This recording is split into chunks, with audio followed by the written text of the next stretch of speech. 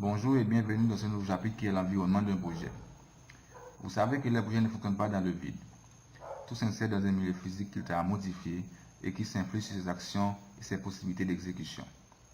Il s'agit donc de l'adapter et de le modifier pendant sa vie pour atteindre les objectifs fixés face au milieu dynamique dans lequel les efforts de promotion du développement socio-économique se trouvent.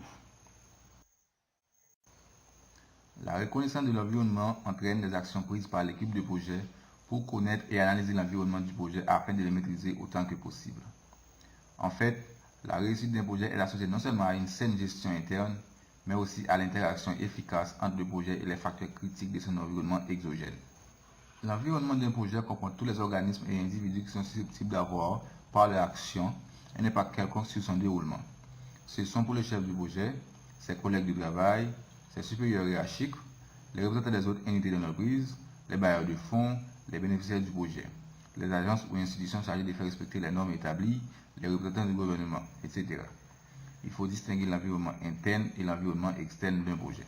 On peut citer comme environnement extérieur les bailleurs de fonds, législateurs et ministres, clients et utilisateurs, fournisseurs et autres.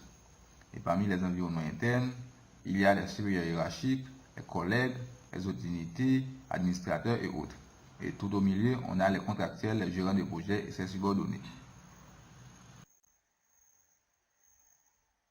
Maintenant, parlons des obstacles de l'environnement d'un projet. Il y a les obstacles de l'environnement externe d'un projet, comme restriction du contexte institutionnel, problèmes financiers des contreparties, instabilité des prix, résistance des concernés, le changement politique des fonctionnaires ou des priorités. Il y a aussi les obstacles de l'environnement interne du projet.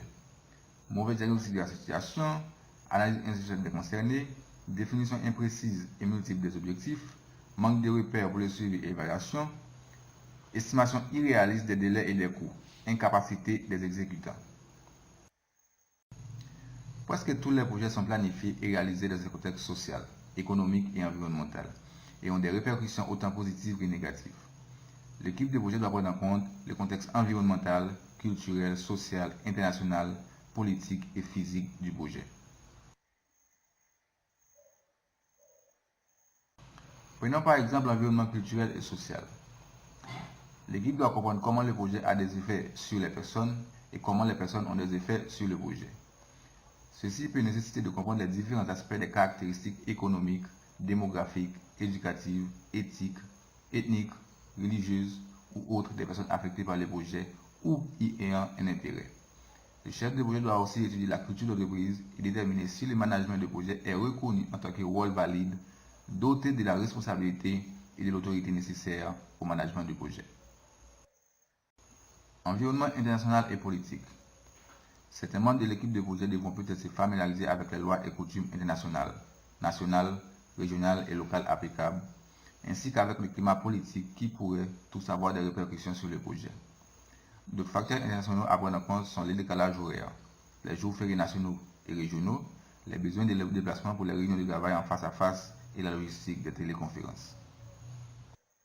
Maintenant, environnement physique.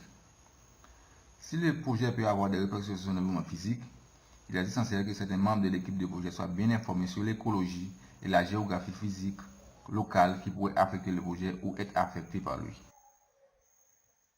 C'est ici pour fin la première semaine du cours. Si vous avez des questions, suivez le lien du forum en bas de cette vidéo. Posez autant de questions que vous voulez. Maintenant, je vous invite à réaliser le petit questionnaire pour tester vos connaissances, qui sera valable pour le certificat comme promis. Je vous donne rendez-vous la semaine prochaine pour ce nouveau chapitre qui est le cycle de vie d'un projet.